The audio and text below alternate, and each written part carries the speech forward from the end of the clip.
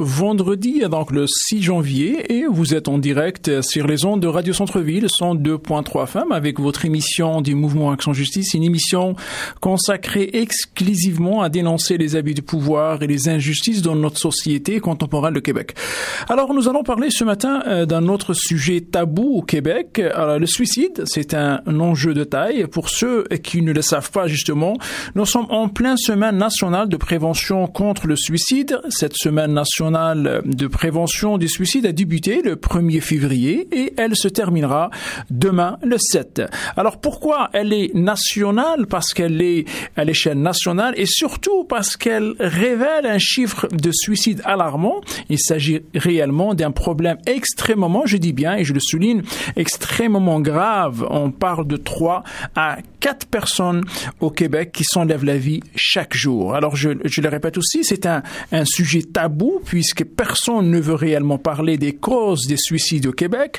On parle et de quelle manière de la prévention, mais jamais des causes. Alors il faut que je vous répète ce chiffre parce qu'il me semble que vous n'avez pas encore branché. Je vous dis au Québec, chères auditrices, chers auditeurs, 3 à 4 personnes se suicident chaque jour. C'est une vraie catastrophe. Le gouvernement actuel, comme ceux qui l'ont précédé, encourage certains organismes par des subventions de parler uniquement de la prévention, mais attention, il ne faut jamais citer les causes des suicides au Québec. C'est un tabou. Ceux qui le font de temps en temps sont très prudents et je dis bien avares de mots. Alors, dans le suicide, ce n'est pas la mort de la personne, c'est-à-dire ce n'est pas la mort qu'une personne cherche, mais la fin de ses souffrances en se suicide par manque de choix. Je dis bien 3 à 4 personnes s'enlèvent la vie au Québec. On parle de toute une population qui se suicide annuellement. Le chiffre est effrayant. Imaginez-vous de 1100 à 1460 Québécois et Québécoises qui se suicident par année. Le suicide des hommes en particulier frôle les 80% de ce nombre qui donne la chair de poule et personne n'ose discuter de cette catastrophe au Québec. Nous sommes rendus à la 25e semaine nationale de prévention contre le suicide sans que le nombre de victimes recule, je dis bien recule. Au contraire, le chiffre augmente. Les statistiques ont cessé de nous tracer la courbe qui pique de plus en plus vers le bas. Le nombre devenu alarmant qu'on a cessé de citer les statistiques du suicide depuis 2012. Alors, qu'est-ce qu'on a fait? Ou plutôt, qu'est-ce qu'on fait dans ce cas? On applique simplement la politique du silence. Le silence est une réponse au Québec. Alors, cette semaine nationale de prévention des suicides va prendre fin demain pour tourner la page et la tourner rapidement. Au cours de cette semaine, avez-vous entendu parler dans les médias de cette semaine de prévention presque nulle? Et si je vous demande, bien sûr, avez-vous entendu un seul média qui a osé d'ailleurs, ou plutôt même d'aller chercher les causes des suicides au Québec? Là, je peux vous assurer aucun, même pas l'ombre d'une discussion. Maintenant, savez-vous, chers auditrices, chers auditeurs, pourquoi le nombre de suicides au Québec est devenu bouleversant au point presque de ne pas croire à cette réalité amère qui secoue pourtant cette société qui joue à l'Autriche et qui ne veut pas faire face à un tel défi. Alors, ne pas parler justement des causes qui poussent les individus à mettre fin à leur vie est une erreur, et je dis bien, est une grande erreur. Maintenant, n'oublie jamais, chers auditrices, chers auditeurs, que le suicide n'est jamais un choix. Je dis bien, il n'est jamais un choix. Le suicide est un acte pour mettre fin à une douleur insupportable, à une incompréhension démesurée, à une injustice mal gérée. Quand les injustices frappent violemment, l'homme perd la mémoire, perd le goût de vivre, il cesse de se battre et voilà une façon d'éclipser rapidement vers un autre monde, peut-être pour lui un peu meilleur. Alors, 3 à 4 personnes qui s'enlèvent la vie par jour au Québec et personne ne veut connaître les raisons qui amènent ces individus à choisir cette voie. J'ai discuté avec des acteurs, des organismes qui œuvrent dans ce milieu. Personne n'a souhaité révéler les causes réelles des suicides au Québec. Tout le monde a voulu parler de la prévention, mais personne n'a voulu s'aventurer sur ce terrain glissant, les causes des suicides au Québec. Et pourtant, derrière chaque suicide, chère auditrice, chers auditeurs, il y a une injustice. Ce qui m'intéresse personnellement, c'est de savoir justement pourquoi les gens se suicident au Québec et avec un nombre assez élevé. Alors, est-ce que les injustices, justement, dans toutes leurs formes sont derrière ce taux de suicide ou bien la loi du silence qui fait ravage, l'impunité de l'abus de l'autorité rend les gens fous quand le système judiciaire désavantage injustement une personne contre une autre, ça révolte jusqu'à l'idée de se détruire. L'abus du pouvoir sème le sentiment de l'injustice au fond des individus qui se sentent moins que rien. L'aveuglement de la plupart des fonctionnaires de l'État et leur négligence sont de conséquences énormes sur la vie des citoyens. Alors le mensonge de l'État aussi. Je le répète aussi, le mensonge de l'État pousse les gens à se suicider. Le système qui s'échappe à tout contrôle pousse les gens à se jeter dans le vide. L'appareil du système judiciaire est devenu un monstre, un transit, un raccourci pour s'enfuir d'une vie de souffrance sans fin. Alors maintenant, parlez aux gens qui ont des problèmes avec le problème de santé, parlez aux gens qui ont des problèmes avec le système de l'éducation, avec le chômage, avec la justice, avec la DPJ, avec l'itinérance et j'en passe. Les injustices au Québec sont énormes. Je dis bien, ils sont tout à fait énormes. Tout le monde le sait, mais on ferme les yeux sous prétexte que la société est devenue complexe. Le système fait des victimes chaque jour par défaut. Bref, je dis bien, derrière chaque suicide, chères auditrices, chers auditeurs, il y a une injustice. L'État n'a plus le contrôle. Voilà pourquoi on ne vous citera jamais les raisons qui amènent 3 à 4 personnes qui s'enlèvent la vie au Québec par jour. Alors, l'incompréhension, justement, des suicides nous jette dans la confusion, dans la révolte. Pourquoi, justement, 3 à 4 personnes s'enlèvent la vie par jour? Je dis bien par jour. Et personne ne veut parler. L'échec est total. De 1100 à 1400 personnes par année. Moi, j'arrive plus imaginez-vous, chers auditrices, chers auditeurs, de 1100 à 1400 personnes par année qui s'enlèvent la vie sans une interrogation aucune de nos politiciens. 1460 personnes s'en vont. Alors quoi? Alors on amène simplement, on les remplace, 250 000 nouveaux immigrants. C'est une question de calcul. Remplaçons le nombre par un autre nombre et on ne parle plus. Cette 25e semaine nationale de prévention des suicides se presse vers sa fin. Demain, c'est son dernier jour. Elle a pour thème « Tu es important pour nous, le suicide n'est pas une option ». Alors regardez, chères auditrices, chers auditeurs, l'hypocrisie du terme « Tu es important pour nous », mais en réalité, ils veulent nous dire « Tu n'es pas important pour nous ». Ils disent à celles et ceux qui s'enlèvent la vie « Vous ne vous présentez pour nous, vous êtes qu'un chiffre, ni plus ni moins. C'est comme nous sommes en guerre, on calcule le nombre des victimes et quand ça devient trop, on arrête de compter ». Alors que tu crèves ou non, ça n'a aucune importance. Au Québec, l'individu est un nombre, est un chiffre, ni plus ni moins. Un nombre s'en va et un autre le remplace. Parler justement de la cause du suicide au Québec est un tabou que personne, je dis bien que personne n'ose s'exprimer, surtout par les médias. Et donc, eux, ils sont des fonctionnaires. Les médias, justement, sont des fonctionnaires pour le service de l'État. J'ai tenté, chers auditrices, chers auditeurs, justement, d'inviter des porte-paroles d'organismes comme Suicide Action, Montréal et d'autres organismes qui œuvrent dans la prévention des suicides et à mon grand étonnement, personne n'a voulu aborder la question. Qu'est-ce qui amène les gens à se suicider au Québec? J'étais étonné aussi de la réponse. Monsieur, on peut vous parler uniquement de la prévention, sinon, oubliez le reste. Voilà ce qu'on appelle les organismes subventionnés par l'État et qui sont au service de cette subvention. Alors, je ne veux pas non plus vous parler du suicide des Autochtones, je ne veux pas non plus vous parler du suicide des forces canadiennes, des prisonniers dans des centres de détention à travers le Québec.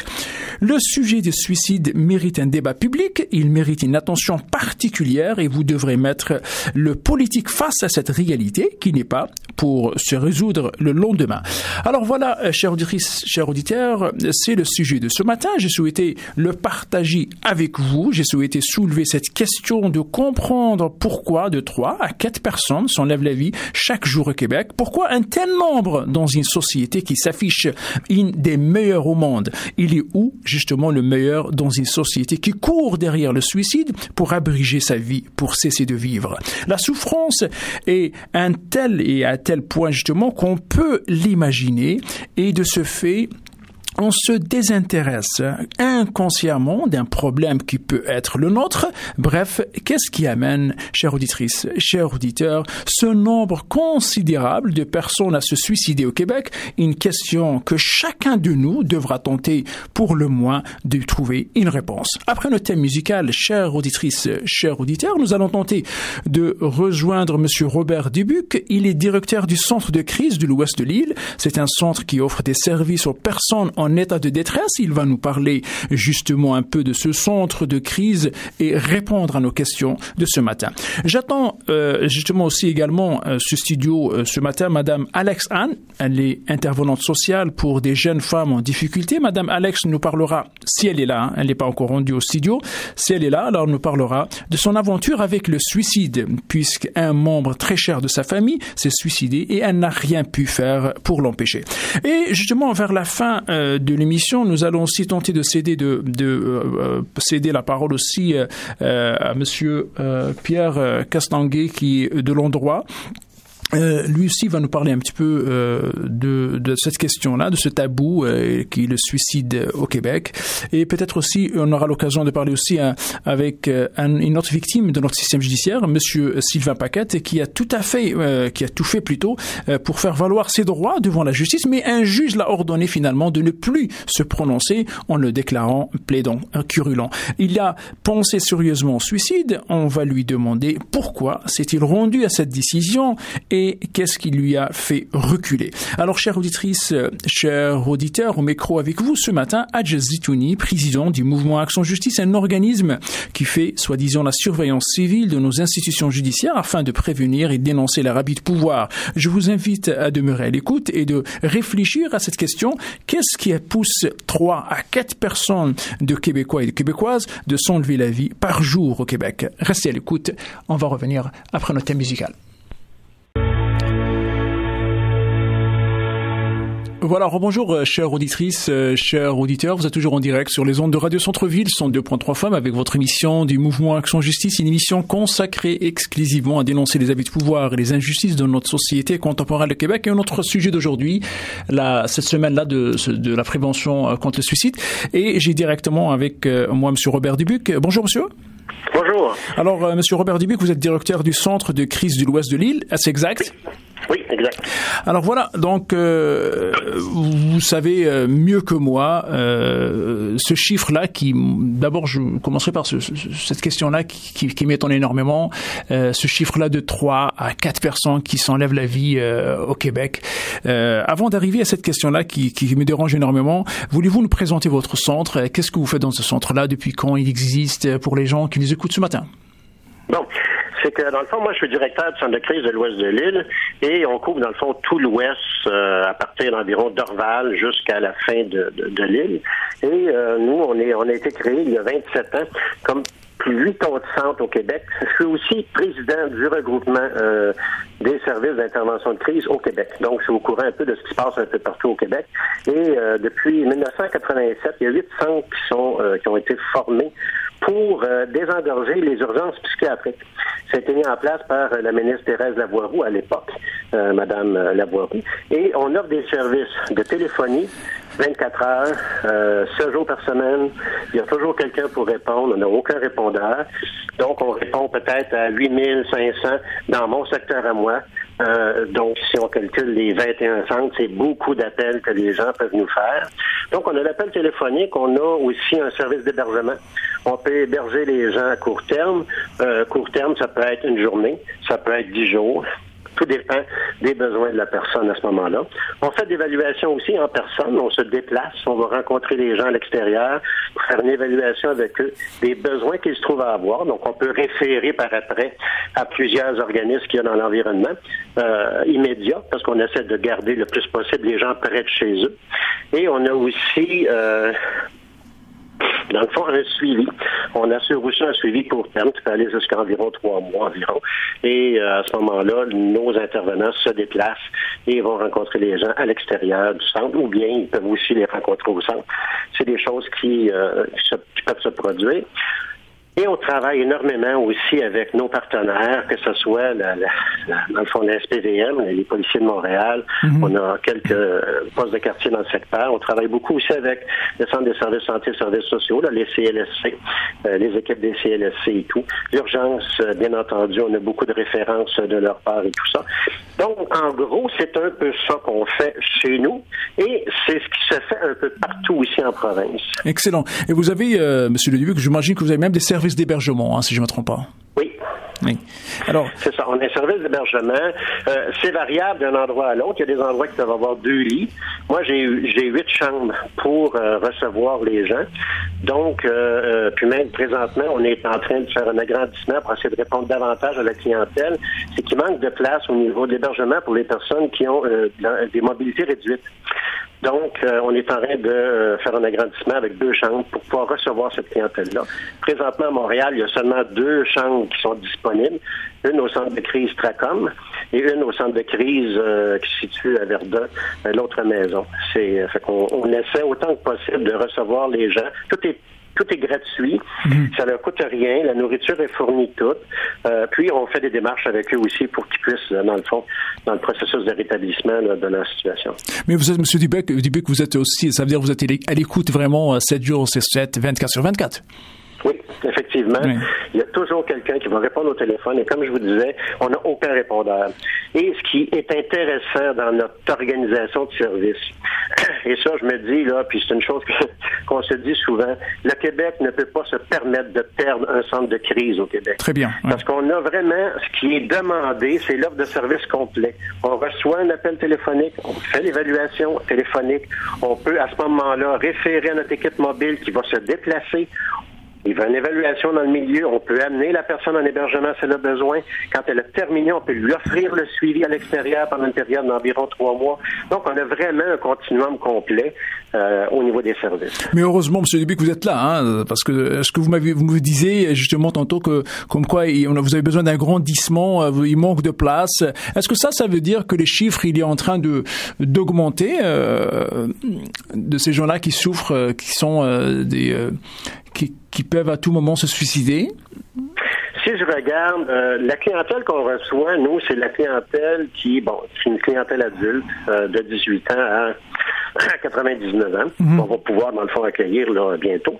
Et cette clientèle-là peuvent avoir des problèmes de santé mentale, peuvent avoir des problèmes qui sont des problèmes plus sociaux. Ça peut être des pertes d'emploi, ça peut être des divorces, des choses comme ça. Et il y a aussi plusieurs d'entre eux, ces personnes-là, qui sont dans une situation précaire au niveau du suicide. Oui. Donc, on a pas nécessairement une augmentation, mais dans le cadre actuel de toutes les réformes et de tout ce qui se vit au Québec, on a dans le fond, on pense sérieusement qu'il va y avoir une augmentation de la clientèle dans les mois à venir. Ça veut vous parler d'austérité, c'est ça? Je parle d'austérité, oui, mais je parle aussi, dans le fond, de tout ce qui se passe partout. Exact. Si on regarde juste, je prends un exemple bien rapide, Target, qu'on apprend qui ferme, le nombre d'employés qui vont perdre leur emploi. Il y en a que c'est des couples qui travaillent là. Donc, les deux perdent leur emploi. Il faut qu'ils se retrouvent quelque chose. Tout dépend de l'âge qu'ils ont. Et tout ça, souvent, c'est pas facile après 40 ans de se trouver un travail. Fait que c'est comme... on pense effectivement, avec toute la réorganisation qui va se faire, que les gens vont être un peu plus en détresse qu'ils le sont présentement. C'est vraiment le mot juste là, le détresse, la crise et tout. Vous avez suivi cette évolution, vous avez suivi cette crise, vous avez suivi ces gens-là. Qu'est-ce que vous pouvez nous dire ce matin de ces gens-là? Ces gens-là, cette clientèle-là qui vous appelle? Le problème, c'est que les gens ne nous connaissent pas. Comme je vous dis, moi, ça fait 27 ans que j'existe, comme d'autres centres aussi, ça fait 27 ans, et les gens ne nous connaissent pas.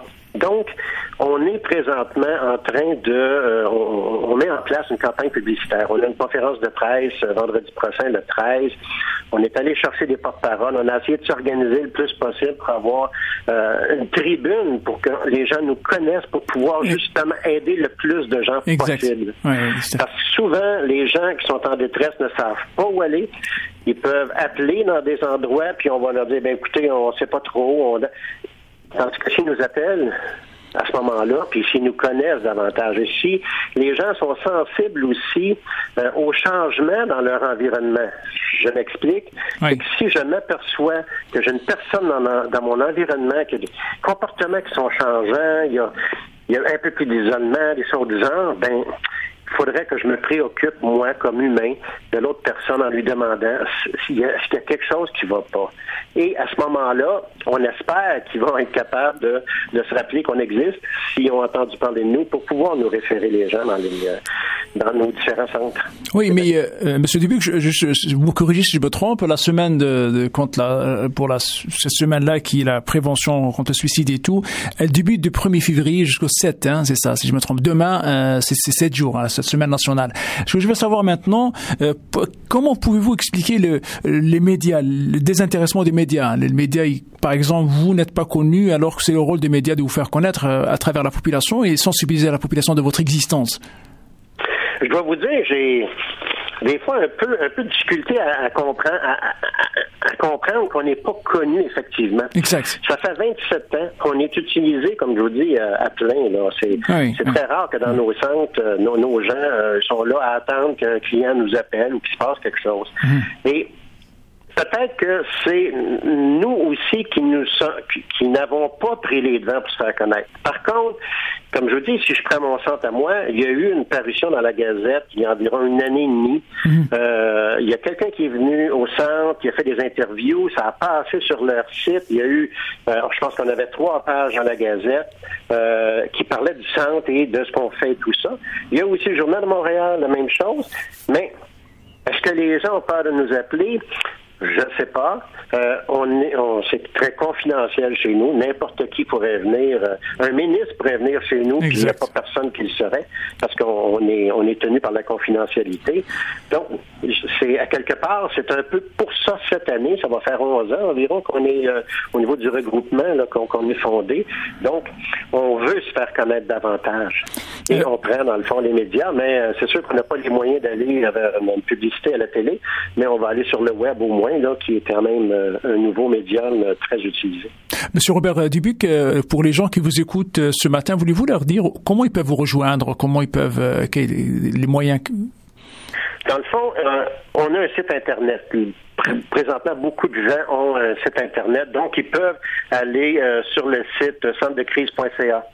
Et ils vont voir, d'ailleurs, c'est notre nouveau site qu'on se trouve à avoir là. Et tous les centres, ils sont présents.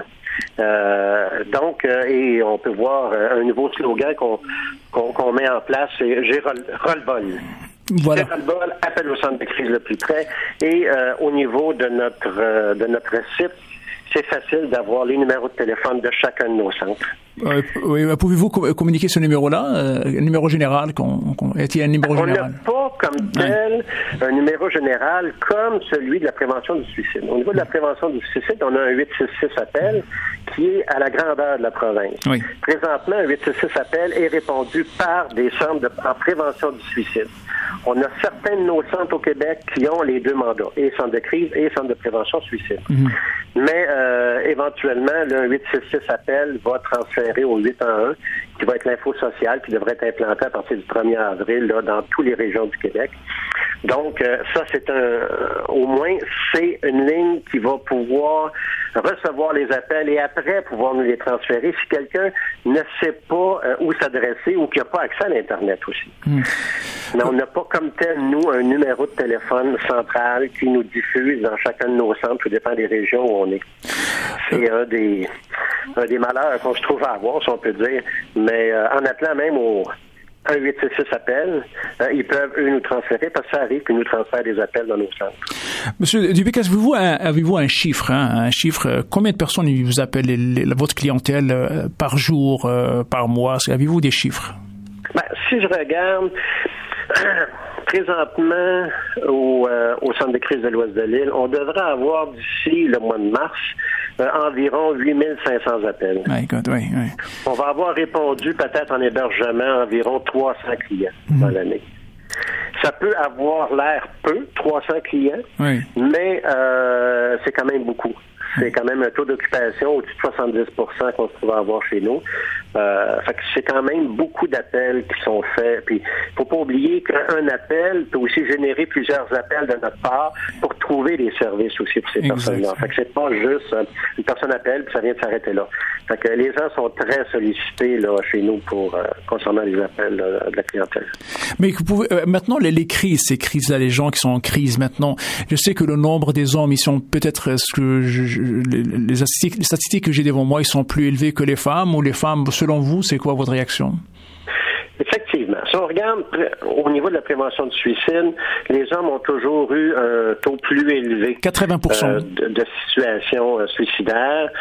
Mais il y a une chose qui me réjouit, si on regarde par rapport à l'hébergement chez nous et dans d'autres centres aussi, on s'aperçoit que les hommes, on en a de plus en plus. Donc, je pense que la société tend à changer. Ou du moins, on tend à dire aux hommes, hey, regarde, là, t'es pas fait en fer, tu as des émotions, t'es capable d'aller te chercher de l'aide, t'es capable de te faire aider. Parce que trop souvent, dans notre société, on a le rôle masculin qui est très important. Je dois m'occuper de ma famille, je dois tout faire, je dois être fort, je ne dois pas pleurer, tout ça. Je pense que c'est encore présent, mais on voit comme une tendance où on a plus d'hommes qui viennent dans nos services. Ce qui fait que ça, je trouve que c'est un point extrêmement positif. Et il faut continuer à encourager les hommes à nous appeler pour justement pouvoir recevoir de l'aide. Et éviter qu'on se retrouve aussi avec un taux très élevé. Là, dans le fond, c'est 3,4% de plus que les femmes. Fait que c'est énorme. Mais Monsieur Dubic, quand je vous dis le chiffre entre 3 et 4 personnes qui se suicident, qui s'enlèvent la vie par jour, avez-vous une réaction à ça? Ça n'a pas de sens. C'est impensable qu'il y ait 3 personnes par jour. C'est beaucoup, ça, dans une année. On parlait de 1072 en 2012, au niveau des statistiques environ. Là. C'est énorme. Et comment on peut arriver à diminuer ce taux-là? Exact. Il faut en parler. Il faut qu'on soit davantage connu aussi. Il faut que les gens puissent avoir une idée de... Puis ne pas avoir peur d'en parler. Pas changer d'idée, ne pas avoir peur de parler du suicide avec les gens conscients. Nous, on n'osera pas le dire, on n'osera pas demander à quelqu'un est-ce que tu penses au suicide? Parce qu'on se dit on va lui donner l'idée de, au contraire. C'est de lui demander et il risque de nous répondre clairement. Et de voir avec lui comment qu'on peut le supporter, comment qu'on peut l'aider, être à l'écoute et tout ça. Et c'en est un moyen simple de pouvoir aider les gens dans notre environnement. Fait qu'il faut être sensible à ce qui se passe autour pour essayer de les aider. Et les hommes, principalement, entre 35 et 49 ans environ, là, c'est une population qui est très à risque. Mais on s'aperçoit aussi qu'il y en a de plus en plus au niveau des personnes âgées. Oui. Le taux commence à augmenter aussi. Quand les gens se retrouvent seuls, la conjointe décède. Souvent, l'homme avant... Si on réfère il y a de cela, mettons, à 70 ans, les hommes ne s'occupaient de rien au niveau des finances et tout ça. Puis quand ils se retrouvent tout seuls, à 70 ans, 75 ans, 85 ans, je fais quoi, moi, pour payer mon compte de téléphone? Oui. Je sais pas trop comment faire. Fait que il faut être soucieux de ça quand ces situations-là arrivent. C'était justement, M. Dubic, c'était ma question, qui était justement cette question qui dérange tout le monde, de ne pas vouloir parler justement des raisons des suicides. Pourquoi ces gens-là, ils sont vers cette voie-là.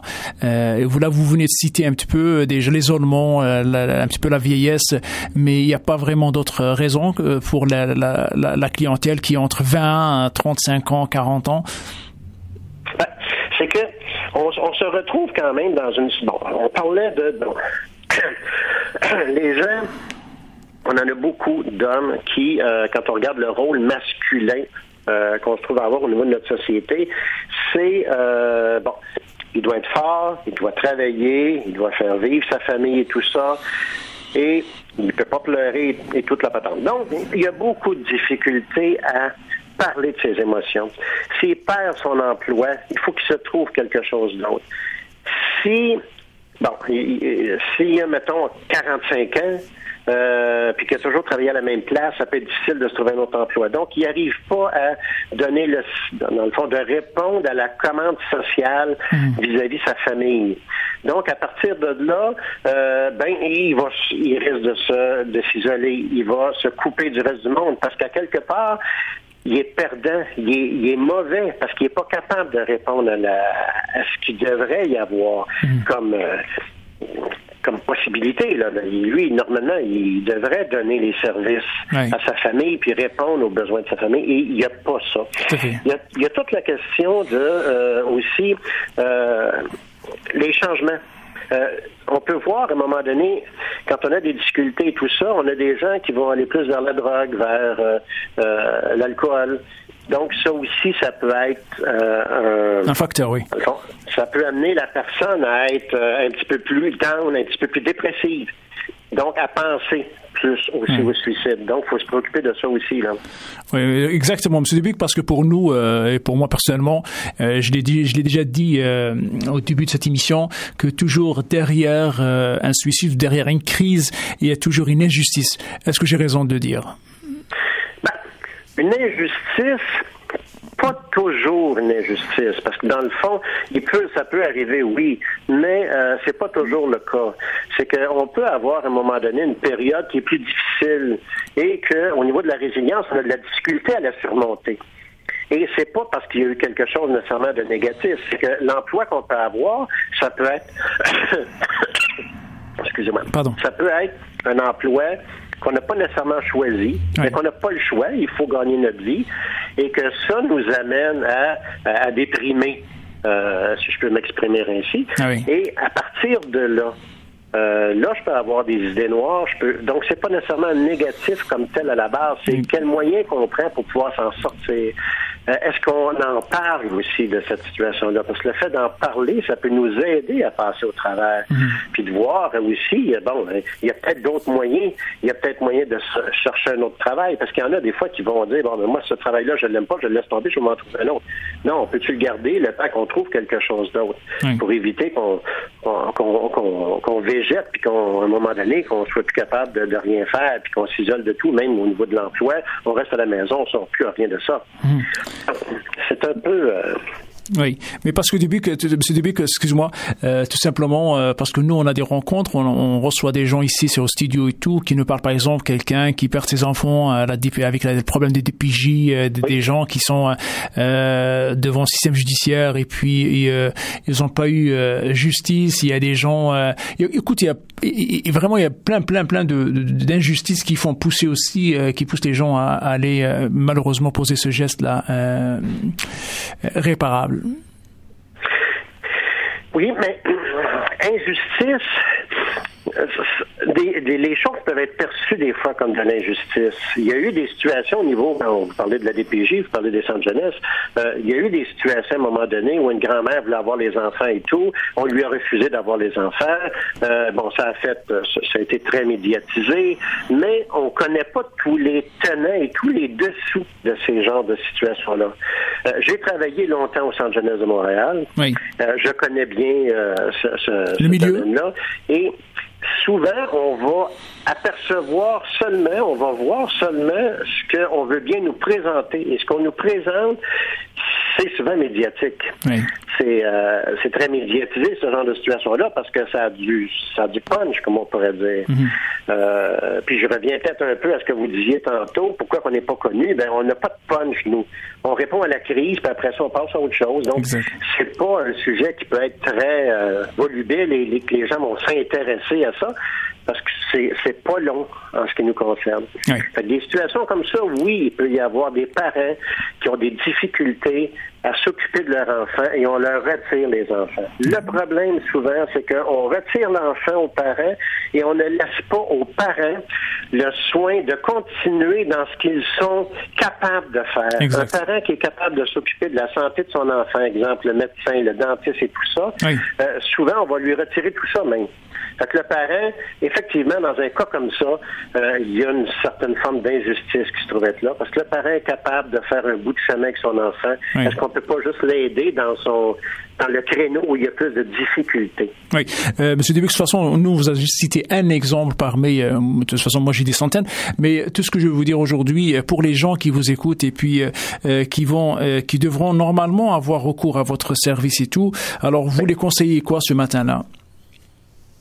Je m'excuse, pour les gens qui vous écoutent, pour les gens qui vous écoutent ce matin et qui vivent avec des crises et qui devront vous rappeler, vous les encouragez. Qu'est-ce que vous lui dites ce matin? Ben, ce que je peux dire, c'est que nous, on est un service de proximité. On est près des gens. On est aussi depuis une année, on se dit, on est un espace d'humanité. On est vraiment au cœur de ce qui peut se passer au niveau de la collectivité. Oui. Et on prend tout le monde. Fait qu'il y a vraiment, là, on juge pas personne. On a des équipes de professionnels dans nos milieux. On a beau être communautaire, mais c'est des équipes de professionnels qu'on a dans nos milieux. On a des intervenants sociaux, des travailleurs sociaux. On peut avoir des psychoéducateurs. On peut avoir des gens qui ont eu une formation en psychologie. Donc, venez nous voir. Ça va vous faire du bien. On a une réponse immédiate aussi. On est très présent. Donc, il faut que les gens osent nous appeler et ils ne peuvent qu'en bénéficier du fait qu'ils nous appellent. Vraiment, c'est très bien dit, M. Dubuc. Alors, je vous remercie énormément de votre intervention de ce matin et je pense que les gens qui vous écoutent ce matin et surtout ceux qui sont en crise et qui ont besoin de soins, qui ont besoin de soutien, qui ont besoin d'appui, ils vont communiquer avec vous. Un grand merci, M. Dubuc. Bien, je vous remercie beaucoup. Au revoir. Alors, chères auditrices, chers auditeurs, on va juste faire une petite pause musicale et peut-être on va passer à Monsieur Pierre Castonguay de Londroit. Il va nous parler un petit peu de sa réaction par rapport à cette semaine d'intervention contre le suicide. Chers auditeurs, vous êtes toujours en direct sur les ondes de Radio Centre-Ville 102.3 FM avec votre émission du Mouvement Action Justice, une émission consacrée exclusivement à dénoncer les abus de pouvoir et les injustices de notre société contemporaine. Et cette semaine-là, on parle ce matin de cette semaine nationale de prévention des suicides. Et j'ai avec moi en direct Monsieur Pierre Castonguay de Londroit. Bonjour, Monsieur Castonguay. Bonjour, Monsieur. Monsieur Castonguay, juste la question, moi, que j'aimerais bien vous la poser. Vous savez, on dit 3 à 4 personnes qui s'enlèvent la vie chaque jour au Québec. Avez-vous une réaction à ça? C'est extraordinaire de voir le nombre. Ça n'a pas de bon sens. Écoutez, 76% des gens qui se sont suicidés en 2008, c'était des hommes. 24% c'était des femmes. Ce sont des victimes, évidemment, de circonstances Monsieur Castonguay, peut-être je vous corrige. Qui sont liées aussi à des injustices que ces gens-là vivent. Exact. Monsieur Castonguay, je vous corrige. Moi, les statistiques que j'ai, c'est quasiment 79% des hommes et le reste, c'est des femmes. Oui, c'est ça. C'est exactement ça. Moi, j'ai des statistiques antérieures aux vôtres, là, probablement, mais c'est ça. Vous savez, quand on est rendu à 80 et 20, ben ça veut dire qu'il y a énormément d'hommes qui se suicident. Et la plupart le groupe le plus touché, en tout cas, c'est les 35-49 ans. Mais quand même... Il y a quand même, M. Castonguay, 3 à 4 personnes qui s'enlèvent la vie par jour au Québec. Est-ce que c'est pas un signe alarmant? Est-ce que c'est pas nous sommes devant un vrai problème? Et le fait de personnes qui veulent en parler, on parle de la prévention, mais on parle pas des causes de ce suicide. Oui, effectivement. Oui, on parle de prévention, mais je pense que c'est important de faire la prévention, évidemment. Et vous avez vu que le nombre, quand même, est impressionnant. Les causes, elles sont multiples, hein? Oui. Mais c'est souvent des causes qui sont reliées au vécu intime de la personne. Hein? Des fins de relations, des problèmes financiers, des problèmes d'injustice de tous ordres, hein? Des problèmes de fin d'emploi qui se sont mal déroulés, de harcèlement au travail, des problèmes de santé qui se détériorent, des gens qui sont sur la CSST, par exemple, et dont la condition se détériore, puis qui en même temps font face à des arrêts de paiement ou à des difficultés, des tracasseries administratives, des gens qui sont victimes au niveau de l'IVAC, là, des gens qui sont victimes aussi des accidents d'auto. Alors, il y a beaucoup de gens, il y a beaucoup de personnes aussi qui ont des problèmes avec l'alcool, les drogues, donc la consommation. Il y a des dépendances multiples, des dépendances affectives aussi qui tournent mal. Alors, tout ça nous permet de comprendre que dans le vécu des gens, ça ne tourne pas rond et que le fait d'aller dans la prévention... Mais permettez-vous de donner un numéro de téléphone? Oui, vas-y, je vous en prie.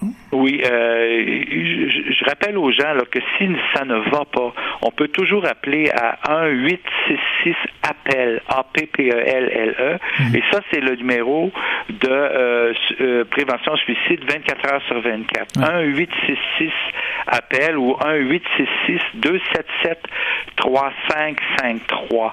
Et c'est fort important de pouvoir réagir si on sent qu'on est suicidaire. Vous savez, il y a une expression, c'est le coq, c'est au cul, c'est comment, où et avec quoi.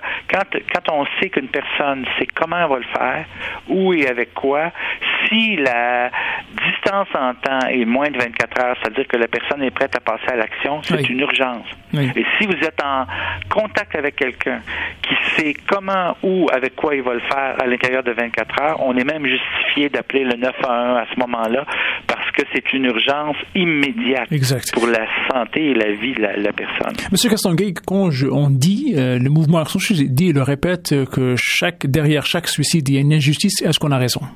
Écoutez, je pourrais pas vous dire que derrière chaque suicide, systématiquement, il y a une injustice, mais derrière plusieurs suicides, il y a des injustices. Et quand l'injustice n'est pas là, il y a quand même auprès de la personne qui est suicidaire impression d'injustice. Exact. Alors, oui, c'est vrai que les injustices sociales, les injustices au niveau du travail, au niveau monétaire, les négociations de fin de couple qui tournent mal avec des problèmes de garde d'enfants, hein, c'est facile à ce moment-là. Puis vous le voyez d'ailleurs, parce que comme nos suicidaires, c'est des gens, la plupart du temps, entre 35 et 49 ans, sont des gens qui sont dans une tranche d'âge, qui sont le plus souvent au travail, qui ont des responsabilités, des familles, des enfants.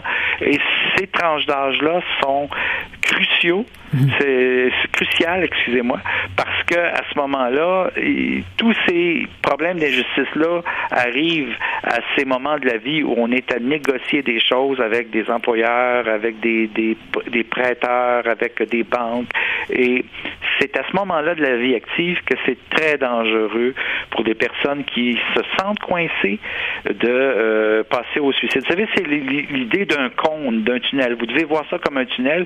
Au début, j'ai des difficultés dans ma vie, puis je vois 5 solutions et le suicide. Puis à un moment donné, je m'aperçois qu'il y a une solution qui fonctionne pas, puis ça passe à 4 et le suicide, 3, 2, puis à un moment donné, la personne arrive dans un cul-de-sac et là, elle ne voit plus que le suicide. Et c'est important à ce moment-là d'être en contact avec des ressources, parce que les ressources sociétales peuvent faire une prévention efficace. Nous, à l'endroit de Laval, puis il y a un groupe aussi de prévention des droits en santé mentale, de protection des droits à Montréal. Nous, à l'endroit de Laval, quand on rencontre ces gens-là, on leur montre que oui, il y a un accès, mais oui, il y a une sortie aussi à cette situation difficile-là et qu'on peut exercer certains droits, on peut défendre des droits, on peut trouver des ressources qui vont les aider à se sortir de problèmes financiers. Mais tant que la personne n'a pas ça, ben, souvent, elle passe à l'acte. Oui, M. Castonguay, maintenant, nous sommes dans cette semaine-là de suicide, la semaine nationale de suicide contre la prévention du suicide. Elle a commencé à débuter du 1er février et elle va finir demain.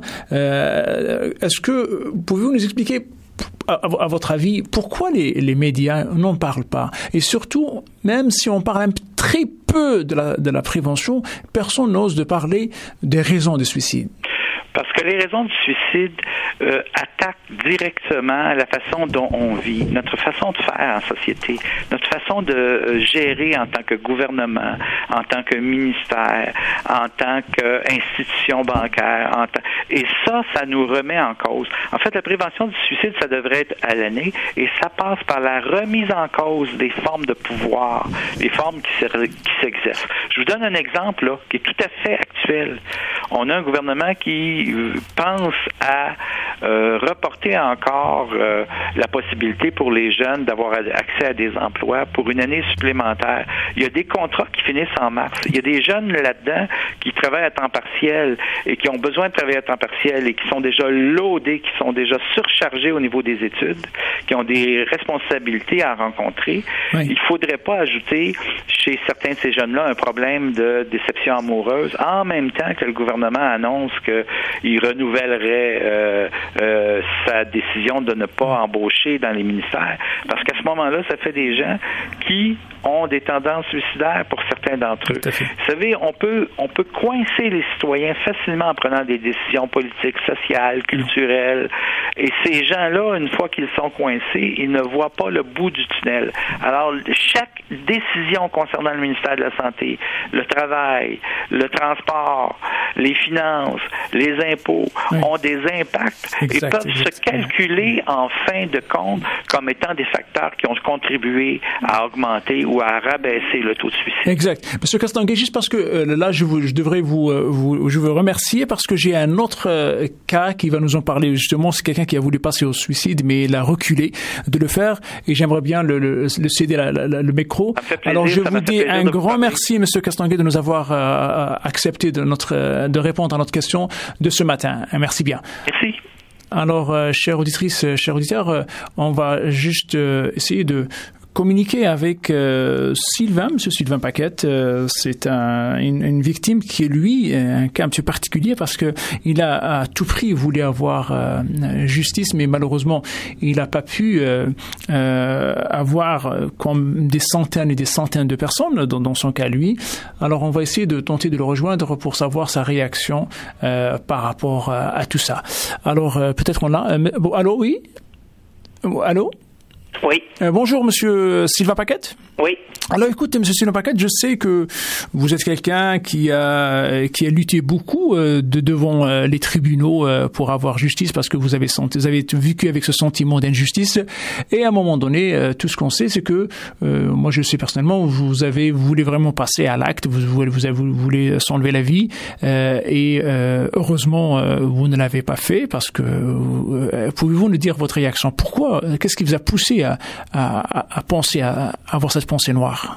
Ben, parce qu'à un moment donné, à force de... Bon, vous connaissez très bien mon dossier, M. Gétouni. Oui. On a 4 minutes, M. Paquette. Il faut vraiment que tu vas centrer un petit peu sur la réponse. Oui, de se faire taper sur la gueule par le système judiciaire. Oui. Ben, à un moment donné, notre choix est où?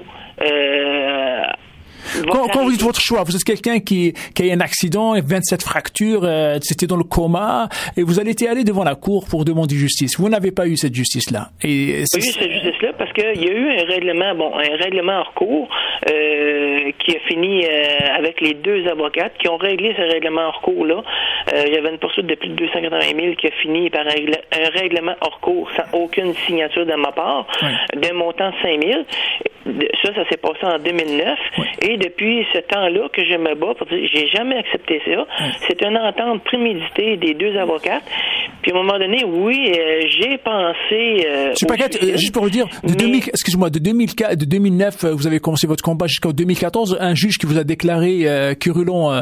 qui m'a déclaré querulon, mais la Cour d'appel là-dessus a tranché, parce que cette avocate-là m'interdisait de déposer tout recours devant toute tout le système judiciaire, là. Non, mais là, on parle même d'un système administratif, un tribunal administratif. Parce que là, Dr. Mailloux, présentement, il est dans mon dossier pour me faire reconnaître invalide dû à mes 27 fractures, traumatismes crâniens et tout ça.